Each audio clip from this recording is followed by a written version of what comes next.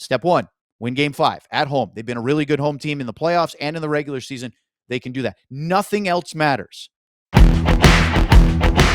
Owen Newkirk of DLLS does a great job on the Star Show. Watch him. You can watch him post-game, pre-game, everywhere. Hello, Owen. How are you? DJ, Pete, nice to be here. How you guys doing today? Great. Mixed bag. How do you feel if you are a Dallas Stars fan?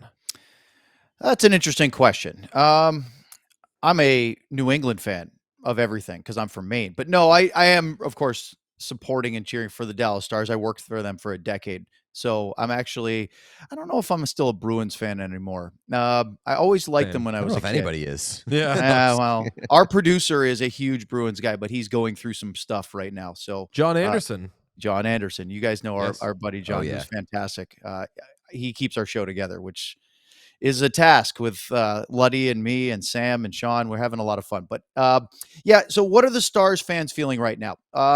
If you listen to our chat or if you read our chat on our post-game show last night, I would say despondent and hanging on by a thread, ready to jump off that ledge and basically feeling the series is over. They also think that the roster needs to be blown up, that Pete DeBoer needs to be fired. And I mean, you know how it is. It's the overreaction on social media and on especially our YouTube chat at times. We have some positive people, but we also have some negative people. And so I think the more tempered feeling is kind of surprise and frustration, because I was listening to your last segment and sort of hearing what you guys had to say about the Stars. And I don't think you guys were wrong, especially Pete. Maybe DJ was wrong about believing in the Dallas Stars, because they're a really good hockey team. You have to be to get through Colorado and Winnipeg just to get to the Final Four. Edmonton is also a really good hockey team. Honestly, I think all four in the last four are really, really accomplished clubs. Florida may just be on a different level, which is scary in some sense. I don't think Dallas is that far off. Unfortunately, their big problem is they can't play with a lead, meaning they can't get to a lead. They can play with a lead, but they haven't been able to get out in front except for that furious game 1 third period comeback where their power play just shredded the Oilers, and they showed what they're capable of. But they've been behind in all 4 games, and that is, you guys know how that is. That's not a recipe for success. So what's the issue here? Like we spend a lot of time talking about Carolina and how like maybe there's an identity crisis there because they keep hitting the ceiling in the Eastern Conference Final. Well, it feels like it's kind of maybe slipped under the radar just because they haven't gotten swept in the Western Conference Final every year. But we're on the precipice of 3 straight years where Dallas exits in that conference final. So like, what do they need to maybe push them through to that next step? You mean besides a few more goals early in the game? Yeah, Could help. I mean, that's the Try start, it. right? The last 2 conversations, the games 3 and 4, were Dallas was just on something. They were steamrolling the Oilers in the second period of game 3, but it was 1-1 in that period. They couldn't tie it. They couldn't get the lead. I mean, the McDavid goal with, I think it was under 20 seconds to go in that second, made it 3-1. And that was after we thought it was Bischel. It turned out they gave the goal to Jason Robertson in game 3. Robertson was actually seen on the bench mad, I think, because Luddy seems to think it was because he didn't think that he got credit for it.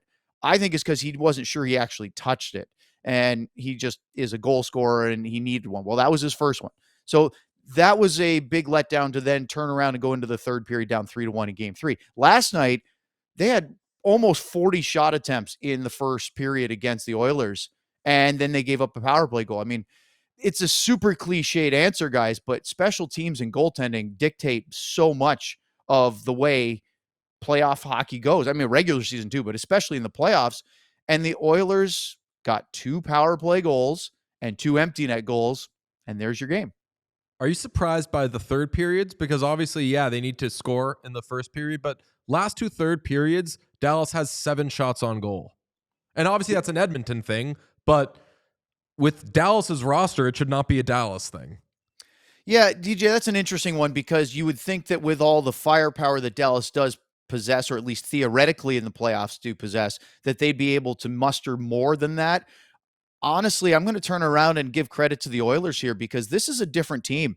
They were not, and I've watched the Oilers for a long, long time when they were compiling up all these first round picks and not doing anything about shoring up their defense. This team, as you guys have probably seen Connor McDavid say very frustratingly, and yes, we can play defense, but they actually can play defense. That lockdown reminded me more of a Ken Hitchcock style, Jim Montgomery style, not to hit too close to home, guys. But when you see that sort of clog, slog, and lock it down, that's a pretty mature, it's really boring, but it's a really mature style of third period hockey. You get the lead and you just kill the game. And that's exactly what they did. Now, the Stars said after game 4 last night that there were a couple of player comments that said we've got to positionally put the puck in places where Stuart Skinner can't go get it. We've got to make life harder. Guys, you're down 2-1. As Pete said in the last segment, you can reset. You win that game last night, it's 2-2, and everybody's emotions and feelings about this series flips on a dime because now it's best of 3 with Dallas having 2 home games. And they didn't do it. Got to give credit to the Oilers on that, but that was very disappointing to see how the Stars didn't create. I believe they had, by my tracking, 1 high danger chance in the third period, and it came from Jamie Benn. Other than that, it was all Oilers. But I'm a big soccer guy. Luddy makes fun of me because he doesn't understand soccer at all, but the correlation fits. This is a absorb pressure, low block, and counter. And the Oilers with the lead, going back to the Stars getting that, or the Oilers getting the first goal, they can literally be patient, absorb pressure against Dallas, and then hit them when they make mistakes on the counter. And boy, I mean, who better than a guy like Connor McDavid or Leon Draisaitl to be on your counterattack? Those guys are just a nightmare to deal with 5-on-5, let alone when you have an odd man rush. Yeah, that was kind of my takeaway yesterday, when maybe for like a large portion of the series, that like Edmonton is very okay just waiting things out and very okay just. And Leon said it from an individual perspective for last series, where it's just like, I don't care about my stats. Like, we are trying to win hockey games right now. And the Oilers' commitment to playing how they need to play is really, really impressive. And a big part of the reason why they've had so much success. But it goes back to, like, if Dallas can get out to a lead, the Oilers they can't pack it in and play shutdown defensive clinic hockey for 40 straight minutes, which they were able to do last night. So I do think the starts are important. And you mentioned special teams and goaltending. To you, how much has goaltending been a story in this series? Because we've talked a lot about Stuart Skinner. We haven't really talked a ton about Jake Oettinger, but I think that's partially because I don't know if I want to speak for you here, but like Jake Oettinger hasn't been bad in this series. Stuart Skinner has just outplayed him to a surprising degree for the second year in a row. Yeah, I mean, that happens. I was going to ask, because Sean Shapiro brought this up with us a couple of days ago, like, is Oettinger tired to you? And is that why this happens? Yeah, I was actually driving home from our show, so I was still in the car, but I pulled up so that I could hear Sean talk to you guys about that. What was that? I can't even remember what day it is. Sunday. Was it Monday? Sunday. We don't Sunday? work for the when there's. That's right. Like it wasn't. Troops. We support the troops. Yeah. Okay, I appreciate that. Well, that's a very bold stance for you guys to take. I appreciate that. Finally, a hockey show who supports the I troops. know. It seems like a real lack of coverage there. I think Sean has been pounding on the desk about usage with Oettinger all year with our show. And, he's on regularly. He's on at least twice a week. He's actually should be just about landing in Dallas right now. So he'll be on our show this afternoon in studio, which is always a nice treat. But I don't know if I buy that. Why? Well, Jake Oettinger wants to be one of the best goalies in the world. You guys have talked about it. You've probably heard Sean say he specifically says he wants to try to earn the starting job for Team USA for the Olympics. He wants to be thought of as one of the top goalies in the league and vis-a-vis the world. Well, best goalies in the world. Connor Hellebuyck plays a ton. For years, Andrei Vasilevsky played more than anybody in the league, and it didn't seem to affect his numbers or his ability to play. I do think there is a point of let's not play him, especially when you have a guy like Casey DeSmith or before him, Scott Wedgwood, very capable backup winning you games, of not running him into that 65 game starts or 65 starts a year. That's probably too much when you think you're going to play 20 plus playoff games on the kind of run you think. That being said, to Pete's point about the goalies for the series, I don't think Jake Ottinger's been bad at all. I just think that Stuart Skinner's numbers have been great. There's been a couple of times where he's made some really timely, good saves. Do you guys feel like more than a couple? Do you think he stood on his head?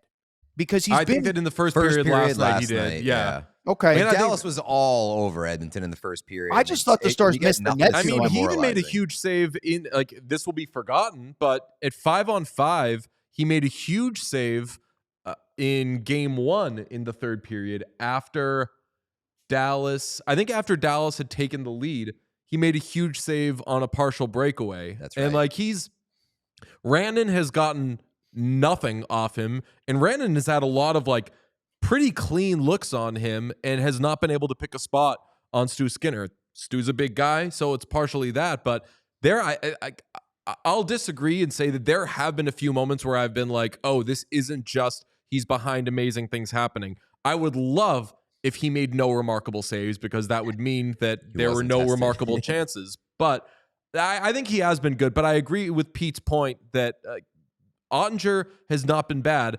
People are talking about Oettinger the way that they talk about Stu, albeit less dramatically, which is he could have stopped that shot, therefore I'm mad at him. And like, could have isn't should have. Are you guys talking about the Draisaitl power play goal, the first one? I'll never blame anybody for giving I mean, that was it may be a little overextended, but boy, that was a heck of a shot, wasn't it? Yeah, I mean, and that's something that he does all season, and Vegas completely took away, and Dallas to this point had taken away. But no, I'll never fault a goalie for an impossible angle goal from Leon Draisaitl, who, different story. Like, he's the best passer in the world.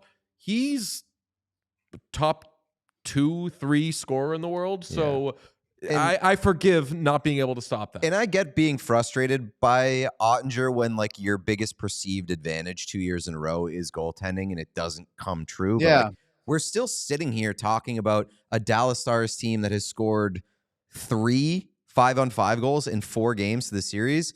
That is not a goaltending problem by any means. I do want to ask, from your sense, did Dallas Stars fans hate Stuart Skinner? Because as a Bruins fan, I fucking hate Jordan Binnington, who is a volatile goaltender who ruined my life one time, or I guess twice now with the Four Nations. If I'm a Stars fan, I look at Stuart Skinner and I'm just like, what the fuck is that guy's deal? He's a disaster whenever he doesn't play my team, and then he kills my team in the playoffs.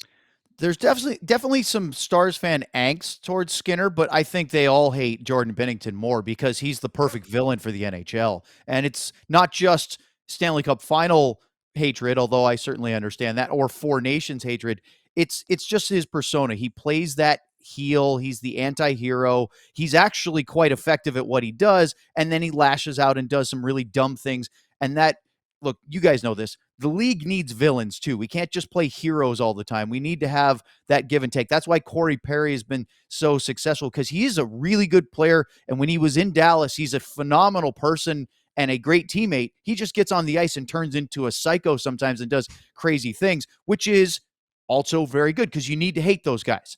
As far as really hating Skinner, I don't know if that's the case, or it's more just sort of a frustrating thing because you're sitting there going, example. So I know we keep going back to game 1 and those 3 power play goals they scored in under 6 minutes. He started to look a little lost in that game. And there were some plays where he was kind of flopping around, and Matt Duchene's goal where he hit Roope Hintz in the back and then finished it on the second shot. I don't know what Skinner saw because he took forever to get from the left post, right? He had to have thought it was out of play.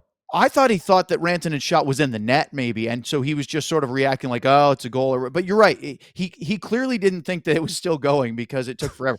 But beside that, he has looked really good. And that save, I think it was game 2 where the Stars were behind and Lindell came in and he stuck his paddle out and just, that was one of those silly saves where you go a hope and a prayer and it hit him. But even then, it might not have turned the game around. I just feel like, and this is the frustrating thing of watching a Stars team that has the offense, it just isn't displaying it, is they need one. If they can get one and, as Pete said, force Edmonton out of their comfort, out of their shell, make them open up a little bit. It doesn't mean it's easy because McDavid and Draisaitl are such difference makers, even Evan Bouchard to an extent, that even if you're playing a really good structured game, they can still pick you apart. That's why they're two of the best players on the planet. But I think, to your point about the 5-on-5 scoring, I think this is a pretty tight game that then, somebody makes a mistake and then that leads to something. I think if you flip the roles, if Dallas gets a lead, which again, they've got to do that first, right? You can't just hand them out. If they can pull that off, I think you see them do the exact same thing to the Oilers, because all year, one of the Stars' big strengths was their transition game, hitting teams on their rush, countering with numbers, and just picking teams apart. They haven't been able to do that because Edmonton gets back so quickly, partly because, as you said, Draisaitl doesn't care about his points right now.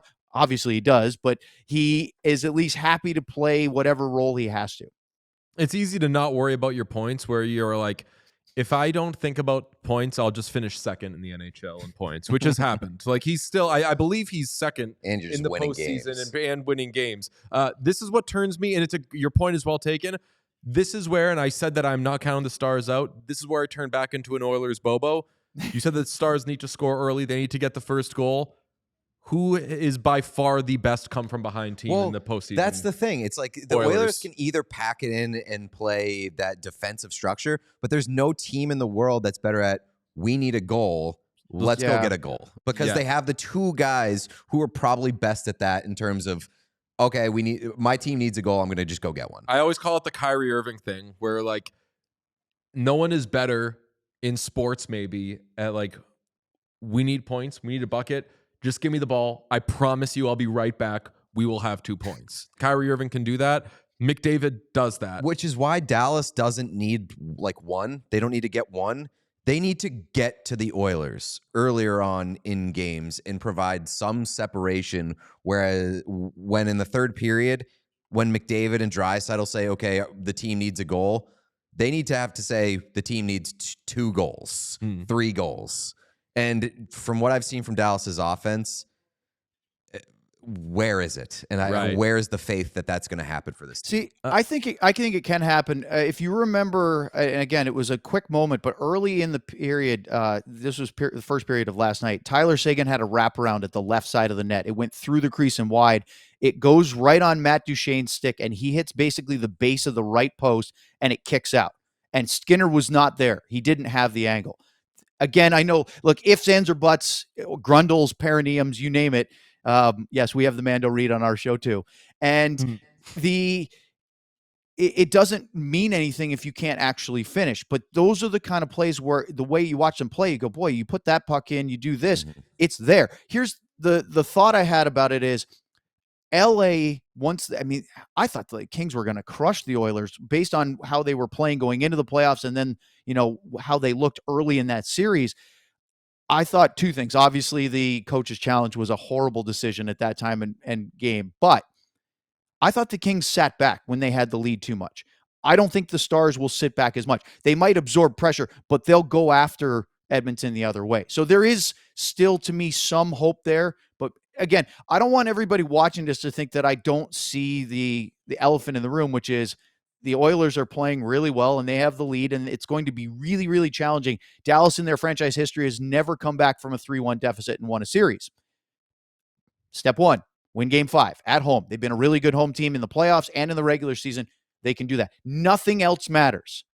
Then now you go with no Zach Hyman for the rest of the playoffs, which is a significant loss, even if they have a very deep team with guys like Victor Arvidsson or Jeff Skinner floating around there, or Derek Ryan. They do have depth too, right? These are 2 really deep teams. I mean, the Stars scratched Evgeny Dodonov last night, and they haven't even been able to find a spot for Maverick Bourque. They're deep up front too. So what do? You got to win the first game. Then find a way to win game 6 in Edmonton. If they can pull that off, which, by the way, they won a road game in each of the first 2 rounds. If they do that, now you're looking at a game 7 at home coin flip, could go either way. That seems ridiculous because it's really, really challenging. And to both of your points, DJ and Pete, you both said those game changers, right? That's the thing I think that Stars fans are probably the most frustrated is you go, man, we feel like we're a better team. We feel like we have all the things that line up. And then Connor McDavid just does something, right? He dances arguably the best defender in the NHL, Miro Heiskanen, last year, and just does one of those toe drag moves. You go, wow, you did that to Miro. Nobody does that. Or Draisaitl hits that spot on the power play. You go, yeah, well, very few people can do that. There's a couple, but not many. And that's the thing. Those big guys have shown up. The Stars need Rantanen to find another. And I know he set the bar really high against the Avalanche and the Jets, especially early in the Winnipeg series and the end of Colorado. They got to find something from him. They need, whether Roope Hintz is playing on 1 foot or not, they need something there. Jason Robertson looked better to me in game 4 last night. I feel like him getting a goal, even if it was hard to see him tip it in game 3, he looked a little bit more like Jason Robertson. Like you guys said, they just have to find something. It's there, but they might run out of time before they find it. Owen, final topic, final question, but it's kind of a doozy. Pete DeBoer, I imagine one of the refrains that you are seeing in the comments, other than they should hit more people, they should do this, they should do that, they're not tough enough, is fire Pete DeBoer. All 3 night post-game. What's that? All night during our post-game last night. Okay. 3 years, 3 conference finals. If they do not win, and it's 3 years, 3 conference finals losses, and you look at this roster and where it is, I believe he's got 1 more year on his contract. I would not fire Pete DeBoer. I do not think you are possibly going to upgrade on him. But do you think that it will at least be a conversation, or that the seat will be somewhat raising in temperature? Yeah, they're not firing Pete DeBoer. He's 3, for the reason you just said, DJ, he has another year on his deal. Jim Nill has never fired a coach before his contract is up for hockey-related reasons. Obviously, that's the proviso because of what happened with Jim Montgomery back in 2019, 2020, before the whole COVID thing happened. And so because of that, his history suggests that he gives his coach the term of their deal, right? Now, an extension, we said going into the playoffs, we actually had this conversation on our show. How does Pete DeBoer earn an extension? They win the Stanley Cup. I think anything shy of that, they probably just see out the last year and then make that determination and have those conversations. To me, maybe a first-round exit even to a really good Colorado team might have had that conversation, but DeBoer and his staff got this team to the 3rd round, which is exceedingly hard to do for the 3rd year in a row. I know there's a lot of frustration from fans that see this and go, well, we're done, we're out. First of all, it's first 4, not the 3, so they're still in it. And to me, that's just not grounds for dismissing a really good coach. Now, I know he's never won a Stanley Cup, and that seems to be the narrative right now, but he's a ridiculous 9-0 in his career in Game 7s. He got this team to the 3rd round.